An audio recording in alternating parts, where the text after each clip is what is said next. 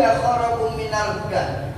Akan datang nanti zamannya di tengah-tengah umat ini di mana Islam hanya dikenal sebatas cerita, Quran hanya dikenal sebatas tulisan.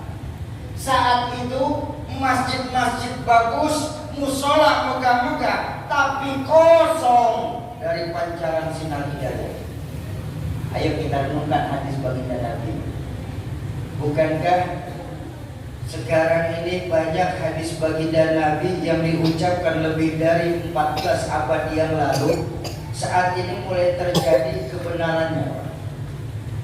Maaf, saya tanya sekarang, masjid-masjid yang ada di Kembang Tanjung ini bagus-bagus apa enggak? Alhamdulillah, alhamdulillah. Musola megah-megah apa enggak saat ini? Beberapa musola menggunakan AC ya Pak ya. Tapi lihat, saya bilang tadi, kita cuma bisa membangun masjid tapi tidak bisa menghidupkan masjid. Bangun masjid bisa, tapi bagaimana menghidupkan masjid? Maaf sekali, maaf, saya harus berani ngomong di depan saudara-saudara saya. Kita sering kalah Pak dengan umat agama lain dalam menghidupkan rumah ibadah. Ada satu kejadian nyata di dekat rumah kami. Di dekat rumah kami itu ada sebuah gereja. Gerejanya ada besar, gereja kecil saja, umatnya pun nggak seberapa. Tapi yang saya bikin iri, gereja tersebut Pak, kegiatannya sudah hampir tiap hari ada. Gereja Senin kebaktian bapak-bapak, Rabu kebaktian ibu-ibu, Jumat kebaktian anak-anak muda, Sabtu Minggu kebaktian umum gereja. Yang umatnya tidak seberapa banyak. Masjid-masjid kita di provinsi Aceh ini masih banyak Pak. Jumat jam 9 pagi buka, Jumat jam 2 siang tutup, buka lagi Jumat depan. Laba-laba yang isiin masjid kita sekali. Benar. Makanya saya tadi begitu sampai, saya ngelihat masjid kita ini, Masjid Nurul Mumin ya. Masjid Nurul Mumin, alhamdulillah masjid kecamatannya luar biasa, bangunannya bagus, layak besar, alhamdulillah kita punya masjid tercinta ini Pak. Kegiatan beragamanya pun alhamdulillah selalu jalan. Pengajian diisi sama orang tua saya, aku pulang kawin, alhamdulillah. Sholat berjamaah juga kata DKM di masjid kita nih, alhamdulillah sholat selalu penuh. Terutama subuh. Saya tahu, saya subuh sering lewat sini Pak. Kalau udah subuh Nurul Mumin sampai keluar-luar, tidak ada yang masuk, keluar semua. Ini nyengir tapi mikir ini ya Pak ya.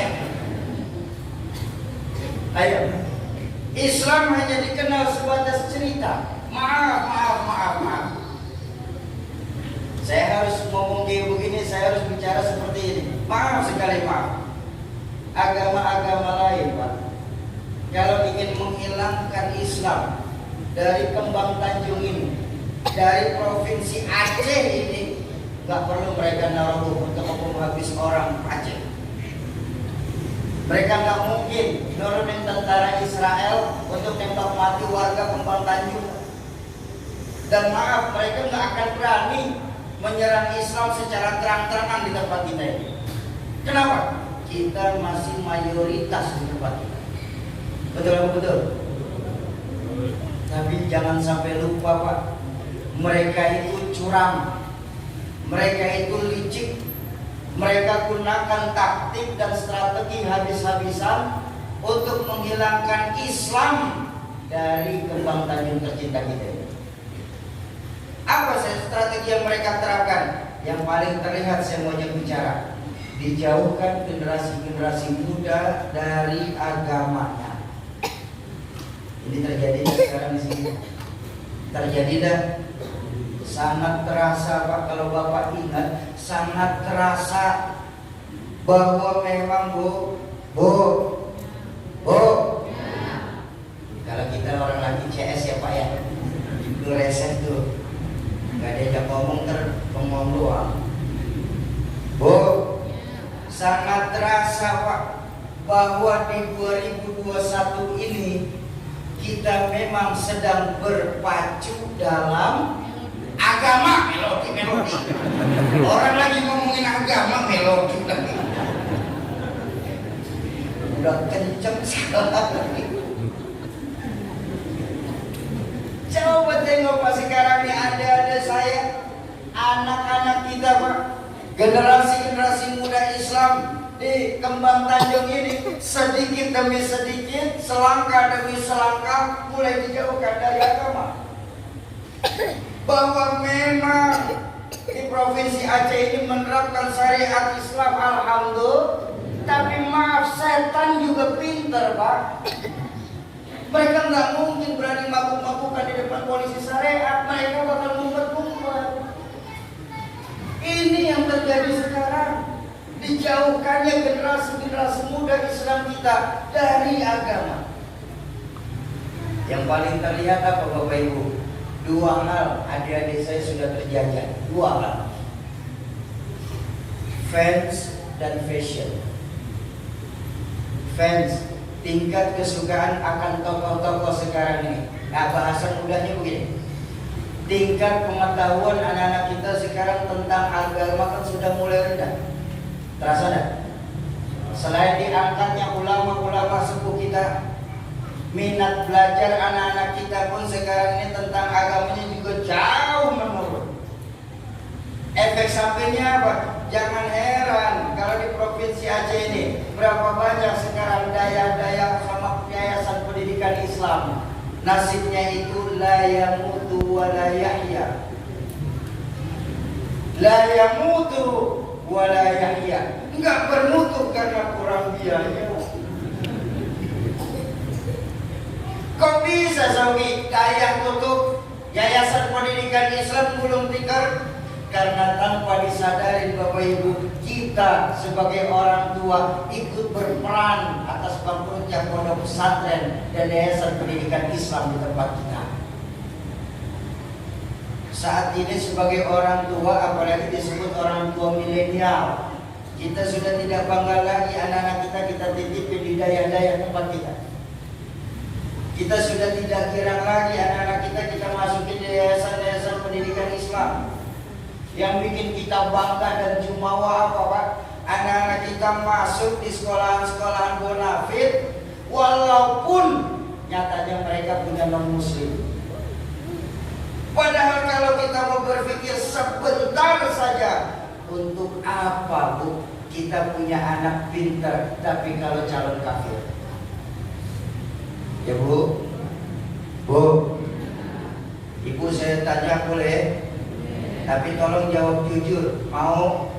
Baik, saya tanya Ibu. Ibu punya anak pilih mana? Pinter ndak benar atau benar ndak pinter?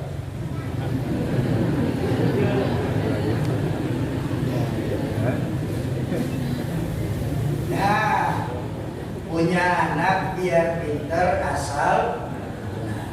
Baik, saya setuju Pak. Sebagai orang tua saya yakin kita berharap punya anak pintar benar. Bahasa orang tua saya dulu, bagaimana caranya anak kita berotak Jerman tapi tetap berhati Mekah. Tapi maaf, kalau pilihan itu ternyata sudah tidak ada di Kembang Tanjung ini Pak. Kalau pilihan itu sudah tidak ada di tempat kita ini Bu, rasa-rasanya Pak, menurut saya orang bodoh ini Pak. Lebih baik saya punya anak benar dan terlalu pintar. Kenapa? Masih terpakai di Kembang Tanjung. Bang, itu si Fulan bin Fulan Bang, beda dan pintar, tapi benar dia tuh. Disuruh mengurus keuangan masjid, jujur dan amanah. Disuruh membesarkan majelis, alhamdulillah majelis bisa besar. Disuruh menjalankan pesantren, alhamdulillah istiqomah. Disuruh mengurus anak-anak yatim, alhamdulillah anak-anak yatim pada gemuk-gemuk bukannya ngurus. Disuruh mengurus janda-janda tua, alhamdulillah janda-janda tua pada sehat-sehat. Disuruh ngurus janda muda, nggak perlu, jangan. Masih lumayan, masih terpakai di masyarakat kita di sini. Betul apa betul? Daripada orang pintar yang nggak benar, maaf Pak, kan akhirnya jadi ngerepotin orang. Apa buktinya? Kita bicara secara global Pak. Maaf sekali, maaf Bapak Ibu. Nasib negara tercinta kita ini kan sekarang lagi di ujung tanduk. Utang sudah melebihi 6.000 triliun. Bahkan Menteri Keuangan sendiri Pak, beliau itu jujur sekali harus mempersiapkan uang 700 triliun per 3 bulan untuk membayar bunga hutangnya saja. Belum pokoknya Pak, masih bunganya. Saya nggak bisa bayangin kalau 700 triliun kita beliin bakso. Semuanya dapat bakso Pak. Kok bisa kayak begitu Saudi? Karena menurut orang tua saya di Indonesia ini sekarang ini terutama lebih banyak orang pintar tapi sedikit yang benar. Ini yang dulu bahasa orang tua saya, disuruh ngurus laut malah jadi bajak laut. Ya kan? Disuruh mengurus hutan rame-rame jadi orang hutan. Nebangin saja nggak bisa nanam lagi Pak kita Pak. Disuruh mengurus beras malah jadi butuh beras. Yang lebih prihatin ketika disuruh mengurus hukum malah membuat hukum seperti pisau, tajam ke bawah, tumpul ke atas. Kalau kita orang kecil punya salah, hukum cepat benar ditegakkan. Yang besar punya salah, hukum pura-pura merem tidak melihat. Ini yang nyakitin perasaan kita. Betul? Bagaimana kita tidak mau sakit perasaan kita Pak?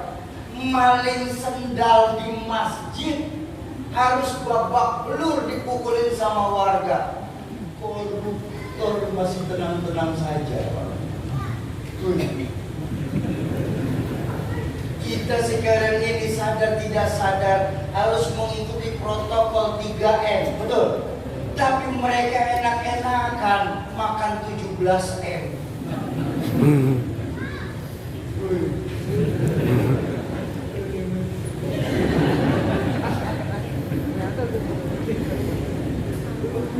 Belum lama di Jakarta tuh ada kasus lucu Pak, kasus pencurian sapi. Yang tersangkanya dan orang pintar tidak benar, kasus pencurian sapi. Ditangkap, dibawa ke ruang sidang, ditanya sama Pak Hakim, Bapak mencuri sapi ya? Enggak Pak, katanya orang pintar tidak benar. Saya tuh nggak pernah mencuri sapi, sumpah saya berani Pak. Terus saya cuma ngambil tambang Pak. Saya tidak tahu di ujungnya masih nempel sapi. Ini jawaban orang pintar tidak benar loh Pak. Ini yang terjadi sekarang ini. Maaf di kita nih, polisi kita punya, TNI kita ada, masih kurang, jaksa agung kita punya, MK kita ada, KPK kita ada. Tapi kok korupsi tidak turun-turun malah naik. Kenapa? Sekarang korupsi sudah berjamaah. Wa ala alihi wa sahbihi ajma'in. Bapak-bapak dan ibu-ibu, jamaah ma'asyiral muslimin dan muslimat, para calon penghuni surganya Allah yang dicintai Allah Subhanahu wa taala. Itu kejadian ini nyata. Maka kuncinya apa? Didik kembali anak-anak kita, generasi-generasi muda Islam yang ada di Kembang Tanjung ini. Tanamkan kembali nilai-nilai agama semenjak dini dalam rumah tangga kita. Baginda Nabi mengingatkan al-baitu madrasatul ula. Rumah itu pesantren pertama buat anak-anak kita. Jangan pernah kita di sini berharap punya generasi yang soleh dan solehah kalau kita sendiri sebagai orang tua tidak bisa berlaku soleh dan solehah di hadapan anak-anak kita. Mimpi Pak di Kembang Tanjung ini punya generasi muda yang Qur'ani. Kalau kita sendiri sebagai orang tua tidak doyan membaca Al-Quran di hadapan anak-anak kita. Bukankah pepatah Arab mengajarkan ma fil aba fi abna? Bapak kalong, anak kampret. Bapak nyolong, anak nyopet. Fotokopi bagaimana aslinya, Pak? Dulu maaf. Ya, silakan. Ini terjadi sekarang. Dulu saya kecil, Pak. Kalau ada teman-teman orang tua saya datang ke rumah terus sambil ngobrol-ngobrol, ditanya sama beliau-beliau, "Sogi, iya Pak, kamu besar ingin seperti siapa?" "Saya rasanya nanti kalau besar tuh ingin seperti Tengku Umar, Pak." Lain waktu ditanya lagi, "Kamu besar ingin seperti siapa, Sogi?" "Saya ingin seperti Jenderal Sudirman, Pak." Sisi waktu tanya lain lagi, "Kamu besar ingin seperti siapa?" "Saya ingin seperti Mbah Hashim Asy'ari, Pak." Sisi lain ditanya lagi, "Kamu besar ingin seperti siapa?" "Saya ingin seperti Kiai Ahmad Dahlan, Pak." Saya dulu. Sekarang anak-anak kita kalau ditanya, "Kamu besar mau jadi apa?" "Mau jadi seperti Atta Halilintar." "Kamu besar ingin jadi siapa?" "Saya ingin jadi generasi TikToker." Ini kan prihatin, Pak. Mohon maaf Bapak Ibu, mohon maaf sekali. Bapak Ibu harus periksa di handphone Bapak Ibu, ada nggak aplikasi tersebut. Kenapa? Di aplikasi tersebut tanpa kita sadari Bapak Ibu, satu sifat dasar muslim sudah diangkat lewat aplikasi tersebut. Apa? Hilangnya rasa malu generasi muda muslim dan muslimah kita.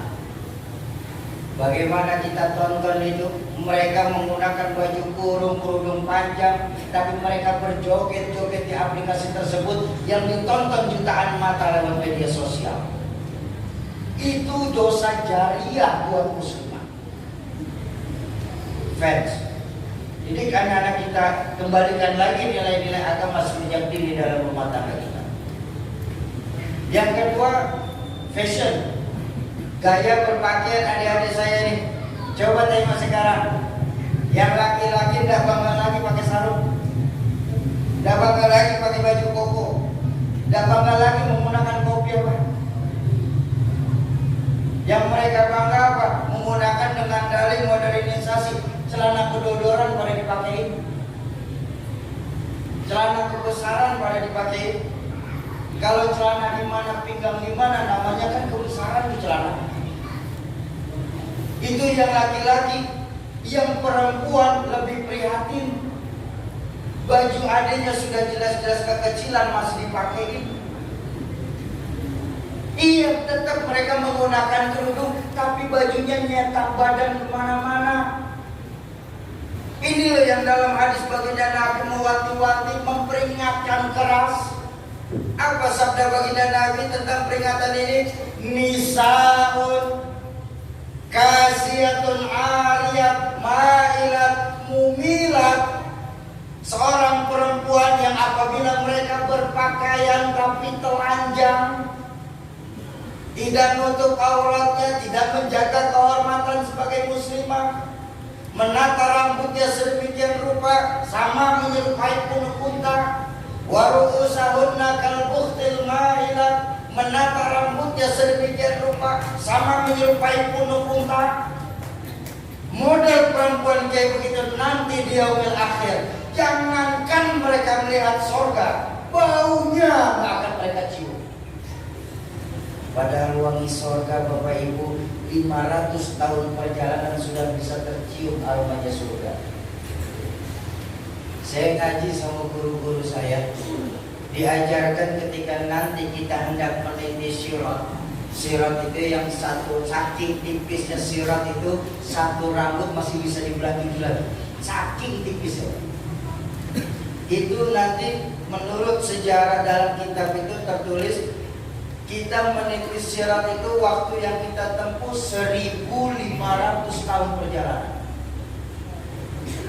500 tahun terakhir kita sudah bisa mencium wanginya surga. Maaf Bu, maaf. Kira-kira surganya dulu apa wanginya dulu?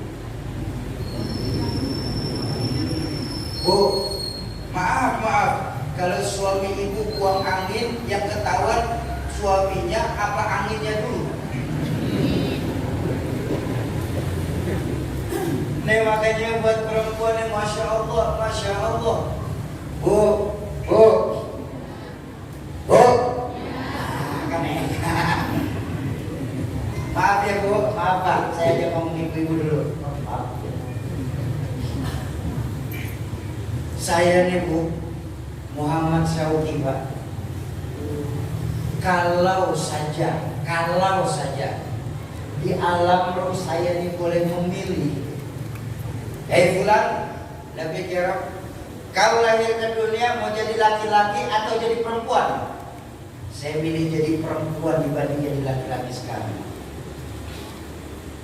Kenapa? Betapa Allah itu sayang sekali dengan kaum perempuan. Betapa baginda Nabi itu sayang sekali bu dengan kaum perempuan.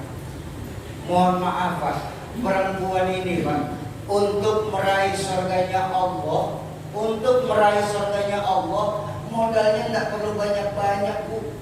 Beda sama kita orang laki pak. Perempuan untuk meraih surganya Allah cukup 4 modalnya.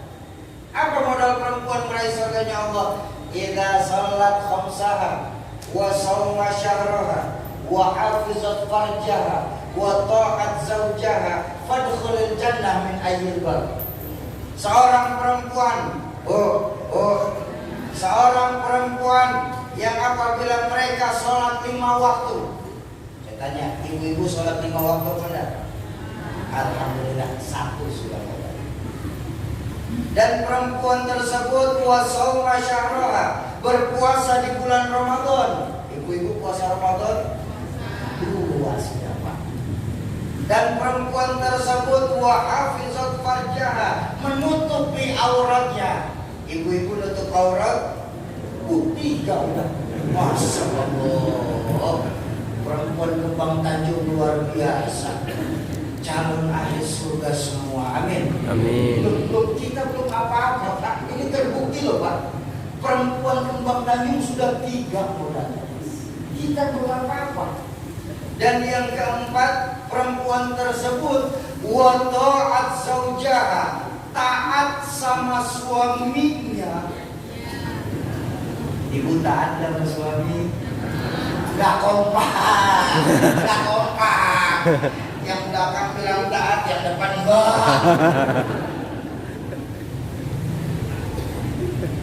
Perempuan yang punya 4 modal tersebut, pesan baginda Nabi apa? Fadkhulil jannah min ayyil bab. Silakan masuk lewat pintu surga mana yang mereka kehendaki. Mudah apa susah bu? Mudah kalau bicara. Ya bu, pantas pak. Kenapa Allah itu cinta sekali? Kenapa Allah sangat mencintai kaum perempuan? Bayangkan. Gak tanggung-tanggung saking cintanya Allah sama kaum perempuan, dititipkan sebuah alam dalam perut perempuan. Alam rahim. Itu alam. Pantas bu. Ya bu ya. Ketika baginda Nabi ditanya oleh para sahabat, ya Rasulullah, siapa orang yang paling harus saya taati? Ibumu. Kemudian siapa lagi ya Rasulullah? Ibumu. Setelah itu siapa lagi ya Rasulullah? Ibumu. Kemudian siapa lagi ya Rasulullah? Bapakmu. Bu, luar biasa perbedaan laki sama perempuan. Makanya saya berharap dijadikan perempuan pak. Ya bu ya. Coba baginda Nabi, ibu 3 kali disebut. Kita orang laki berapa kali pak? 1 kali pak. Jauh. Ibu 3 bapak 1 bapak. Salah untuknya salah. Mencari untung aja nih orang laki salah.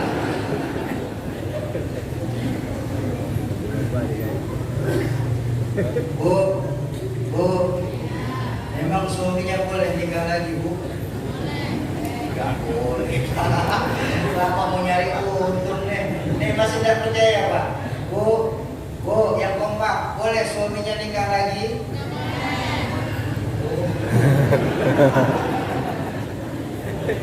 Pede benar bapak lah. Ibu yang bilang suaminya tidak boleh nikah lagi, itu adalah ibu-ibu yang tidak memikirkan nasib sesama. Benar saya ngomongin dulu. Menurut data statistik kependudukan di Provinsi Aceh, nggak usah Aceh, di Kembang Tanjung ini, jumlah perempuan itu jauh lebih banyak daripada laki-laki. Nggak usah angka yang real, angka mudah saja kita itu. Ada perempuan 3.000, ada laki-laki 1.000. Ini angka mudah Pak. Satu nikah lawan satu. Kan kelebihan perempuan 2.000. Terus yang 2.000 mau disuruh kawin sama tuyul. Jadi daripada mubazir, abang sih nikah. Salah hidupnya. Tuh, ya. Jadi anak-anak kita nanti adalah apa? Penerus sejarah, pelanjut cerita bahwa Allah tidak akan menghapus Islam dari dunia. Memang tidak akan menghapus Islam dari dunia, tentu. Tapi maaf Bapak Ibu, tidak ada satupun janji Allah, tidak ada satupun jaminan dari baginda Rasulullah SAW. Islam masih bakal ada di Kembang Tanjung ini kalau generasi-generasi mudanya sudah mulai dijauhkan dari agama. Bapak-bapak dan ibu-ibu jemaah ma'asyiral muslimin dan muslimat, para calon penghuni surganya Allah yang dicintai Allah Subhanahu wa taala. Itu yang pertama. Perjalanan minal masjid ilal masjid. Sampai pagi. Memang ngaji sampai jam berapa di sini, Pak? Jam 12.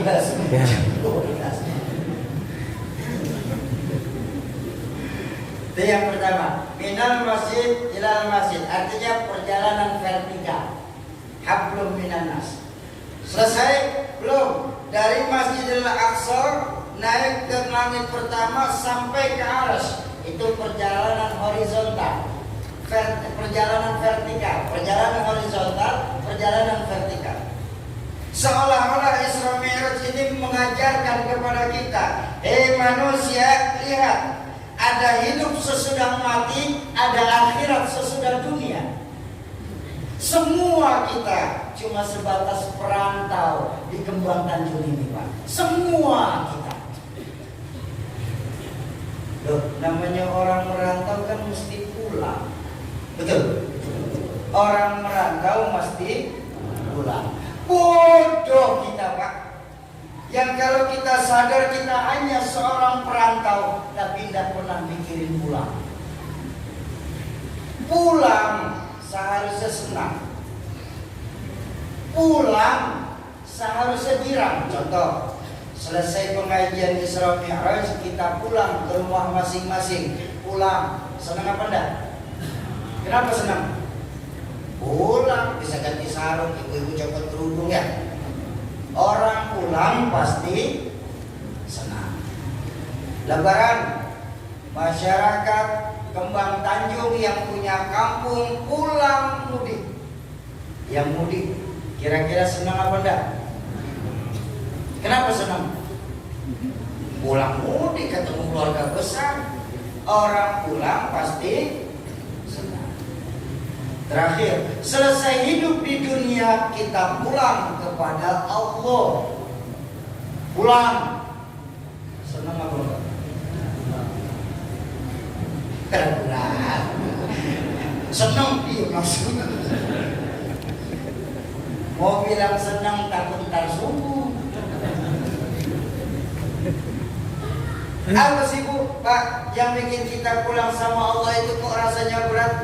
Ada yang mengganjal di hati ini. Dua hal yang paling utama apa? Pertama, hubbud dunya wa karahiyatul maut. Kita terlalu cinta sama dunia sehingga timbul saat berpisah ada yang berat mengganjal di hati. Yang kedua apa? Yang kedua karena nggak punya bekal. Betul?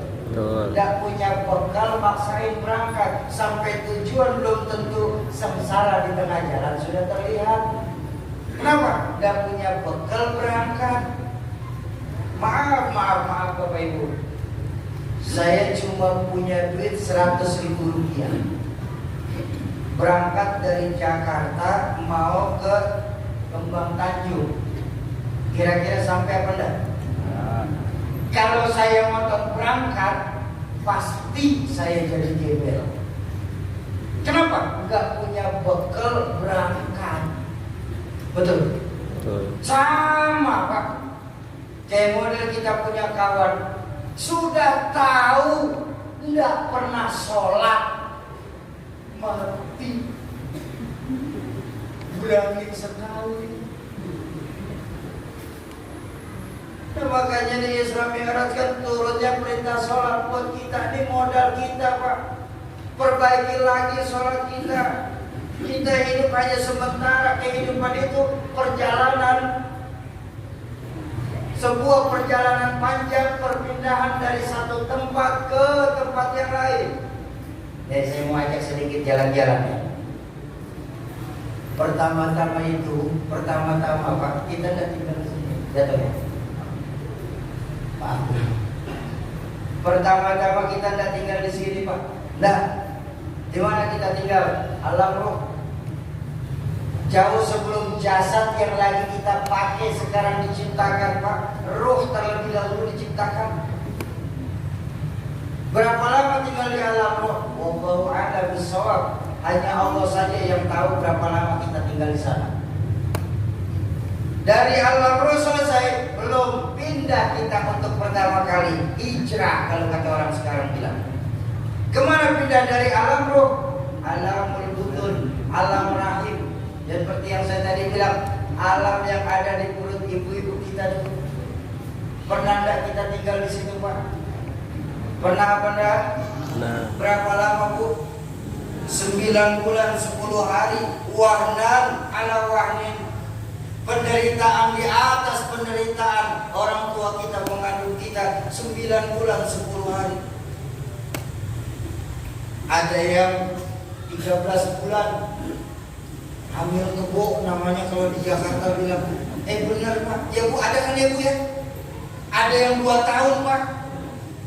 Keluar udah kumisan. Lamaan di dalam.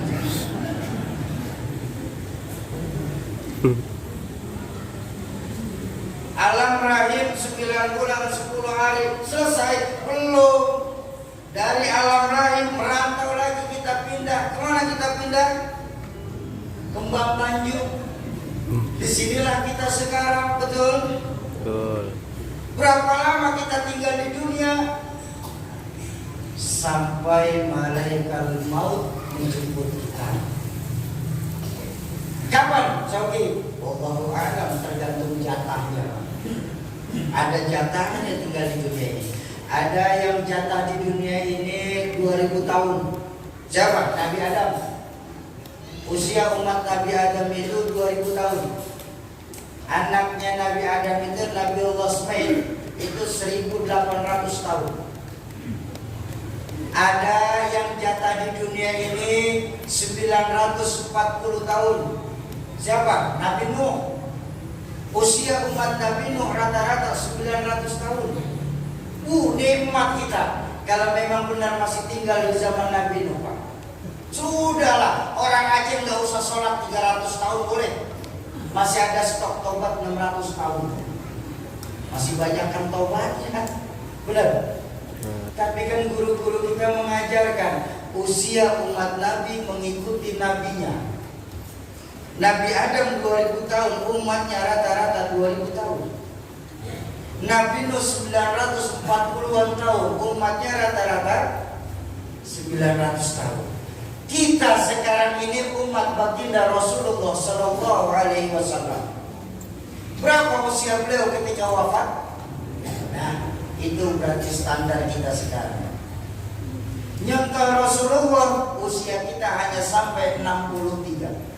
Nyontoh hadis beliau usia umatku baina sittin wa sab'in, antara 60 sampai 70. Kalaupun lebih sedikit, namanya bonus. Ya bonus namanya. Tapi kalau mencontoh baginda Rasul, usia kita cuma sampai 63. Maka kalau malam ini sudah terasa 50 tahun, waspada. 13 tahun lagi. Enggak lama 13 tahun lagi. Tapi jangan khawatir bang.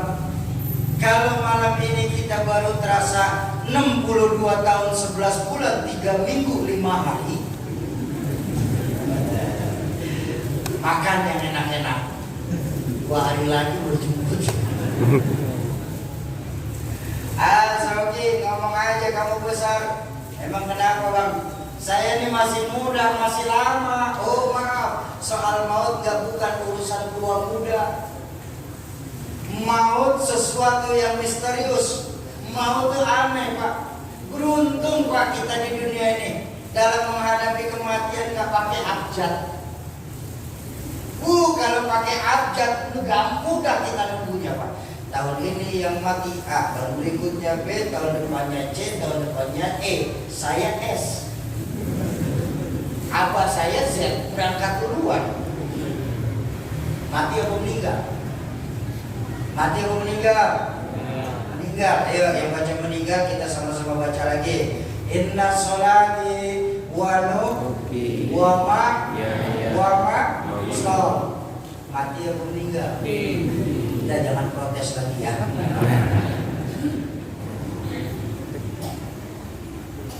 Apa maksud saya itu ngomongin tentang alam dunia? Nah, yang saya mau aja bicara alam dunia ya. Mohon maaf.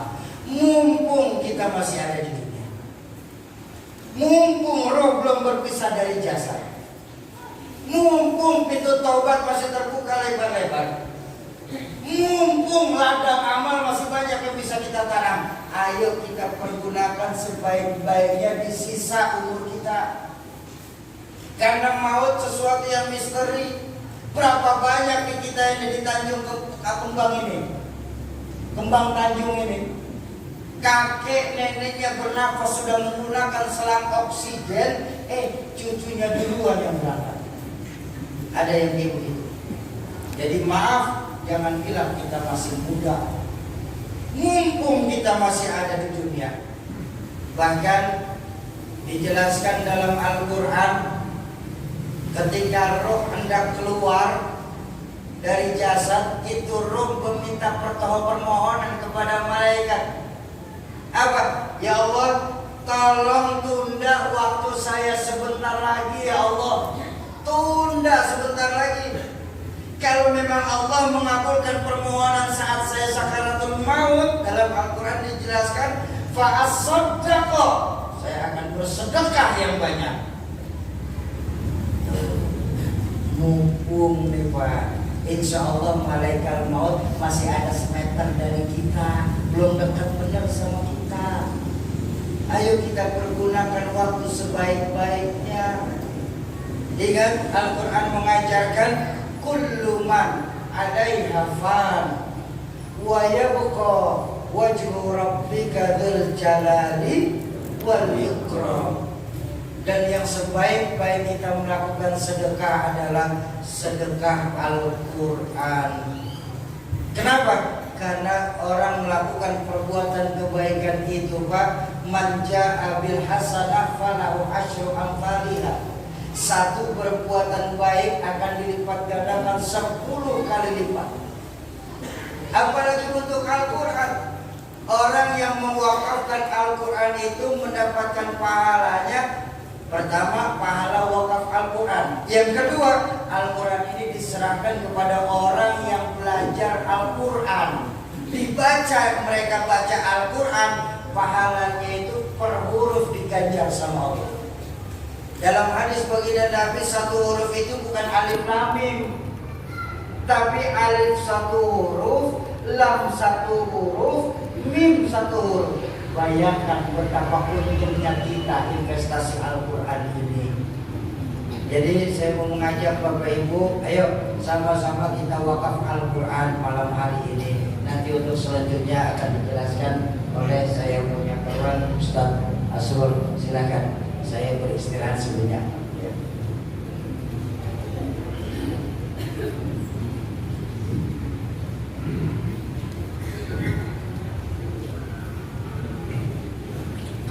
Assalamualaikum warahmatullahi wabarakatuh. Bismillahirrahmanirrahim. Alhamdulillahilladzi anzala al-Qur'ana hudan lin-nas wa bayyinatin minal huda wal furqan. Asyhadu an la ilaha illallah wahdahu la syarika lah wa asyhadu anna Muhammadan 'abduhu wa rasuluh. Allahumma rahmatan lil alamin. Allahumma shalli ala sayyidina Muhammadin wa ala ali sayyidina Muhammad. Rabbi shrah li sadri wa yassir li amri wahlul 'uqdatam min lisani yafqahu qawli. La haula wa la quwwata illa billahil aliyyil azim. Puji syukur mari senantiasa kita panjatkan kehadiran Allah Subhanahu wa taala, karena alhamdulillah pada malam hari yang berbahagia ini Allah memberikan izin kepada kita untuk sama-sama hadir di majelis ilmu, majelis barakah yang insyaallah nanti akan diberkahi oleh Allah Subhanahu wa taala. Amin ya rabbal alamin. Salawat dan salam mari sama-sama kita hadirkan kepada Nabi kita Muhammad sallallahu alaihi wasallam. Lantunan doa, Allahumma shalli ala sayyidina Muhammadin wa ala ali sayyidina Muhammad. Baik, kata penghormatan, mukarram, yang mulia, kita hormati ayahanda kita, tuan guru kita yang sudah memberikan ceramah agamanya kepada kita semua. Mudah-mudahan apa-apa yang disampaikan beliau nantinya kita mampu mengamalkan dan menerapkan dalam kehidupan kita sehari-hari. Itu mukarram Kiai Haji Muhammad Syauqi MZ yang datang dari ibu kota Jakarta menuju desa kita ini. Kemudian yang kami hormati para tengku, para imam, pengurus masjid, DKM, ketua PKP RMI, dan seluruh ayahanda dan ibunda yang berhadir pada malam hari yang berbahagia ini. Baik ayahanda dan ibundaku, di sini kami akan mengajak ayahanda dan ibundaku untuk sama-sama kita berbagi Al-Quran. Sebagaimana tadi yang disampaikan oleh Ketua Harian kami, Ustaz Nasir, kepada kita semua bahwasanya program kita ini adalah program One Home One Al-Quran, satu rumah satu Al-Quran. Kenapa ayahanda dan ibunda kita memilih program ini ayahanda dan ibundaku? Karena kita sudah melakukan survei, kita sudah melakukan perjalanan, kita sudah melihat ayahanda dan ibundaku. Ternyata masih ada saudara-saudara kita, kaum kerabat kita, sanak famili kita, yang mereka itu sangat cinta dan gemar dalam membaca Al-Quran, tetapi Allah belum memberikan kepada mereka kesempatan untuk memiliki Al-Quran yang layak dan baik untuk dibaca. Buktinya apa ayahanda dan ibundaku? Kita sudah melihat bahwasanya mereka memiliki Al-Quran, saking gemarnya mereka membaca, sampai-sampai Al-Quran itu sudah lusuh, sampai-sampai Al-Quran itu sudah banyak koyaknya. Ini tanda mereka itu sangat cinta kepada Al-Quran. Kemudian kita sudah melakukan beberapa survei juga di beberapa pesantren ataupun di beberapa madrasah. Ternyata masih ada anak-anak daripada santri-santri itu yang ada dari ibundaku, mereka tidak memiliki Al-Quran. Padahal mereka adalah orang-orang yang sangat cinta Al-Quran. Mereka ingin mengamalkan hadis baginda Nabi Muhammad SAW. Apa kata Nabi Muhammad SAW? Kata baginda Nabi Muhammad SAW, khairukum man ta'allama al-Quran wa 'allamahu. Sebaik-baik kamu adalah kamu yang belajar Al-Quran dan kamu yang mampu untuk mengamalkan Al-Quran tersebut. Barangkali ayahanda dan ibundaku, di sini kita sudah tidak ada waktu. Di sini kita sudah memiliki kesibukan yang sangat banyak. Mari ayahanda dan ibundaku, kita memberikan wakaf Al-Quran ini kepada mereka yang benar-benar sangat cinta dan gemar membaca Al-Quran ayahanda dan ibundaku.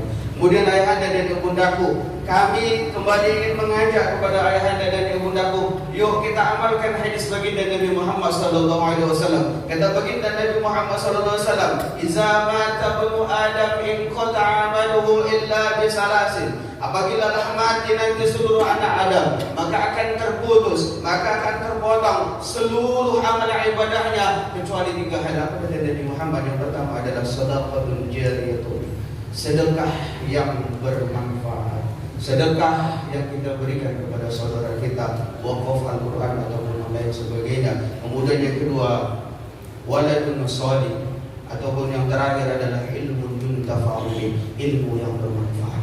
Ayahanda dan ibundaku, yuklah kita amalkan hadis baginda Nabi Muhammad SAW. Kita bantu saudara-saudara kita yang mereka hari ini cinta akan Al-Quran. Bagaimana nasib negeri kita 10-20 tahun yang akan datang kalau generasi-generasi anak-anak kita tak sampai kepada mereka Al-Quran tersebut? Bagaimana menjadi generasi-generasi Qurani? Bagaimana mereka mengenal Islam? Bagaimana mereka akan cinta kepada Allah Subhanahu wa taala, cinta kepada Nabi Muhammad SAW kalau Al-Quran tak sampai kepada mereka? Inilah kerisauan yang kami miliki ayahanda dan ibunda. Inilah kepikiran yang selalu kami yang-yangkan sampai kami membuat yayasan ini ayahanda dan ibunda, dan memiliki, alhamdulillah kita sudah memiliki legalitas dari pemerintah. Insyaallah selalu kita memberikan laporan kepada pemerintah setiap akhir tahunnya. Maka dari itu ayahanda dan ibundaku, sama-sama kita membantu saudara-saudara kita ayahanda dan ibundaku. Di sini Al-Quran kita berjumlah yang langsung dari percetakan Al-Quran yang ada di ibu kota Jakarta ayahanda dan ibundaku, kita maharkan 100.000 rupiah. Kenapa ayahanda dan ibundaku? Ini karena pemilik percetakan juga ambil andil untuk membantu saudara-saudara kita. Kalau ayahanda dan ibundaku tidak bertanya kepada toko-toko barangkali mau 150 ataupun 170.000 ayahanda dan ibundaku. Tujuan kami kenapa ayahanda dan ibundaku bekerja sama dengan percetakan ini? Karena kami ingin memberikan kepada mereka Al-Quran yang benar-benar layak. Silahkan nanti kertasnya begitu bagus, silahkan dilihat. Quran terus banyak kepada kita semua.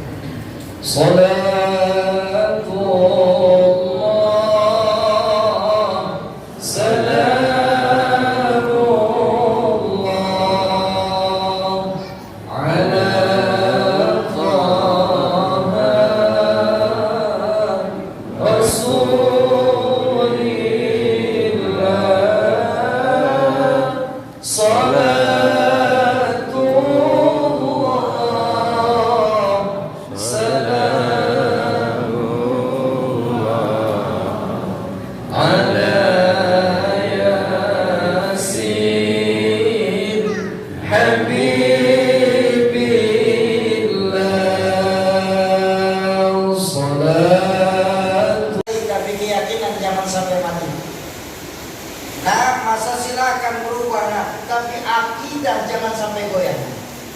Kenapa? Untuk iman kita hidup.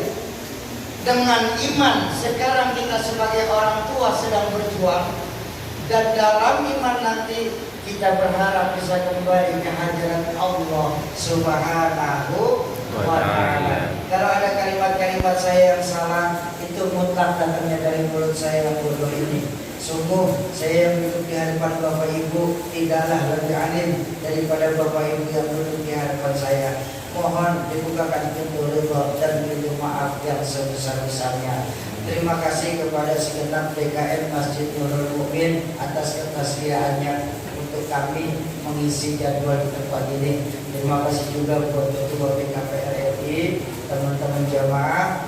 Terima kasih, mohon maaf. Usikum wa nafsi bitaqwallah. Assalamualaikum warahmatullahi wabarakatuh. Waalaikumsalam warahmatullahi wabarakatuh.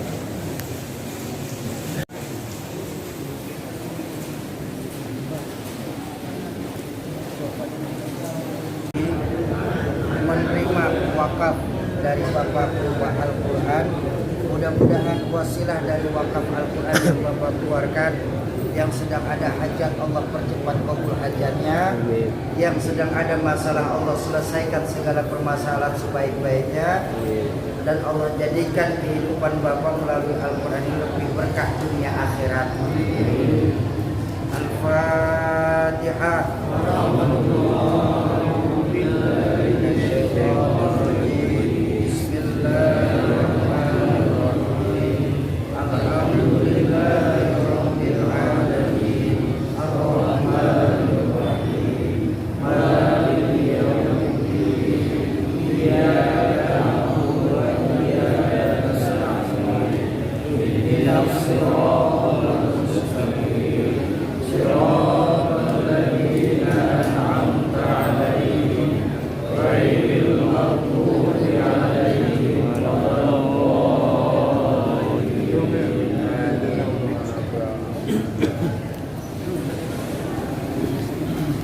Selanjutnya kami mohon untuk ibu-ibu bersedia nanti ke depan untuk kita mengucapkan ijab dan qabul untuk bapak-bapaknya kepada kami. Untuk bapak, silakan jangan berebut. Insyaallah nanti satu-satu Kiai akan memberikan selamat tanda terima kasih kami sebagai penerima wakaf Quran dari yang sudah diberikan dari Tolong lihat aku ni. Tolong lihat kamera. Jom.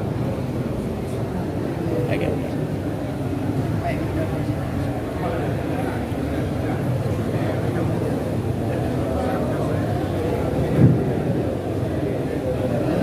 untuk bapak-bapak kami mohon untuk dikasih ruang ibu-ibu nanti